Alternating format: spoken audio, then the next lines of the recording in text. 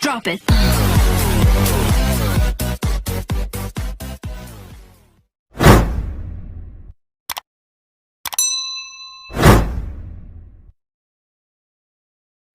Apakah ada penerimaan guru CPNS? Sementara ini, Bapak Menpan, Bapak Mendikbud, dan kami sementara ini sepakat bahwa untuk guru itu akan beralih menjadi P3K. Jadi bukan CPNS lagi. Ke depan mungkin kami tidak akan menerima guru dengan status CPNS, tapi pegawai pemerintah dengan perjanjian kerja. Kenapa? Karena kalau CPNS setelah mereka bertugas 4-5 tahun, biasanya mereka ingin pindah lokasi.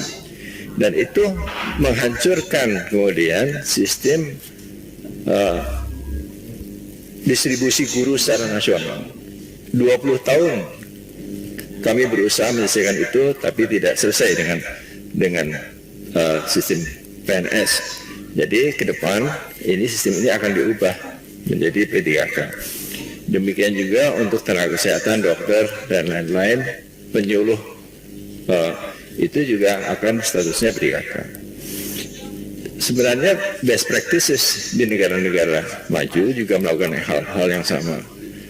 Jumlah P3K di negara maju itu sekitar 70-80% dibandingkan PNS-nya hanya 20%.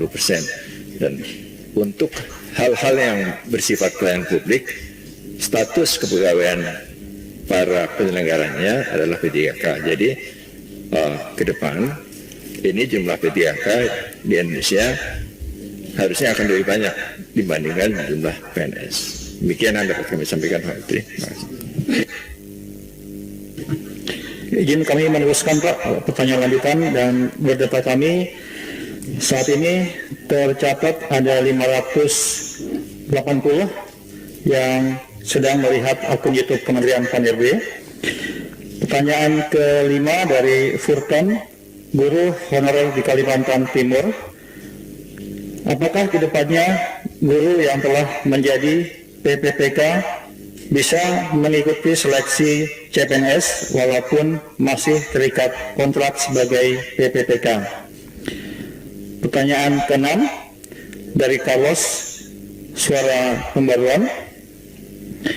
Pertama, apa kendala 15 kementerian yang masih dalam tahap finalisasi perampingan birokrasi?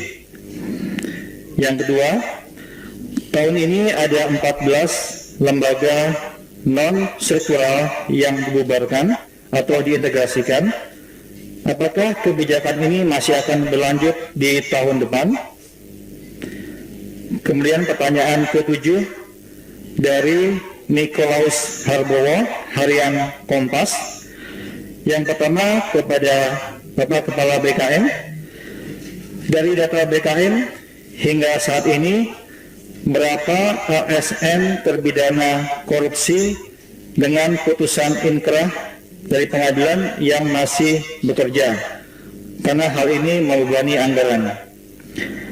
Kemudian untuk Bapak Menteri Pan-RB ada 2 pertanyaan. Yang pertama, bagaimana proses pemangkasan eselon di Pemda?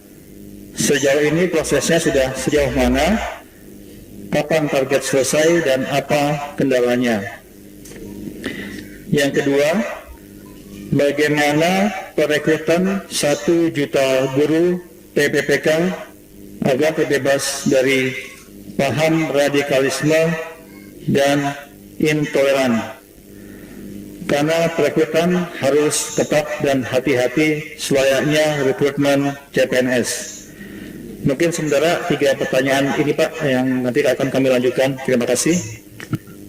Silakan Pak Bima dulu. Ya? Oh.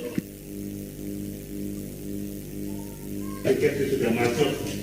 Yang 15 tadi sudah masuk ke Pan-RB, sekarang sedang diproses. Silakan Bu Lidi. Baik, terima kasih Pak Menteri.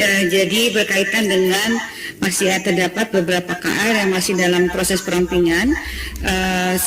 masih karena memang baru diusulkan kepada kami, tidak ada kendala yang signifikan, dan memang tentu saja dalam perampingan ini tetap kami memperhatikan perkembangan dari jumlah jabatan fungsional yang sedang disiapkan oleh Deputi SDM.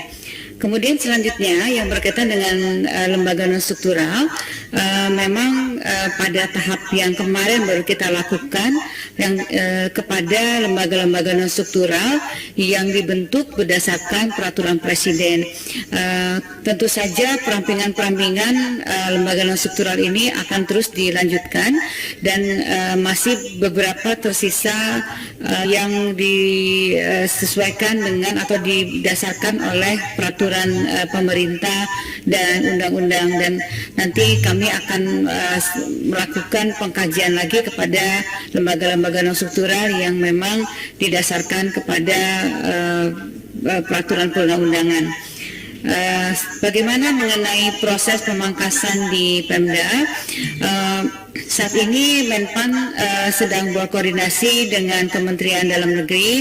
Sudah ada beberapa hal yang dilakukan pemangkasan. Namun demikian, Kementerian Dalam Negeri saat ini masih melakukan validasi terhadap penyederhanaan struktur organisasi yang ada di Pemda. Nanti dan mudah-mudahan dalam waktu dekat bisa mendapatkan laporan secara keseluruhan apa yang sudah dilakukan oleh Kementerian Dalam Negeri. Demikian Pak Menteri yang bisa kami sampaikan. Saya sedikit terkait dengan guru P3K yang melamar menjadi PNS. Saya kira guru P3K yang sudah menjadi P3K kemudian melamar menjadi PNS, saya kira diperbolehkan sepanjang dia memenuhi persyaratan-persyaratan menjadi PNS. Tapi tentunya nantinya mengikuti seleksi-seleksi yang sudah ditentukan sesuai dengan prosedur yang dilakukan, sehingga nantinya sesuai dengan aturan yang berlaku. Artinya guru-guru P3K yang sudah terikat kontrak P3K tetapi masih bisa ikut seleksi CPNS, artinya di bawah 35 tahun dan memiliki kualifikasi yang sesuai, tentunya bisa saja masuk menjadi PNS, melamar menjadi PNS. Tapi tadi saya sampaikan juga pernyataan Pak Bima bahwa di masa mendatang memang pemerintah akan terus menerapkan bahwa guru itu menjadi tenaga P3K. Artinya kemungkinan guru untuk menjadi PNS itu kecil, sehingga kemungkinan lowongan-lowongan untuk guru PNS juga akan kita batasi. Saya kira demikian, Pak. Sebagai tambahan untuk badan lembaga-lembaga yang dasar pembentukannya berdasarkan undang-undang, tahun depan akan coba kami bahas internal dulu dengan PKN, dengan Seknek, dengan Kementerian Keuangan. Kemudian seandainya ada yang harus diusulkan, dibubarkan atau diintegrasikan ke kementerian, lembaga, instansi, tentunya tahapannya akan kami sampaikan dulu ke DPR. Karena ini juga domain DPR dalam kerangka dulu dibentuknya undang-undang yang mencantumkan perlu adanya badan atau lembaga. Di tahun depan kami akan coba menyisir kembali. Tapi akan selektif, benar, akan kami dengar pendapat publik, akan kami dengar pendapat DPR khususnya, dan sebagainya. Karena arahan daripada Bapak Presiden, perampingan birokrasi ini jangan jadi tumpang tindih, sehingga cepat untuk mengambil keputusan, cepat untuk melayani masyarakat, memperpendek jalur birokrasi yang ada. Kemudian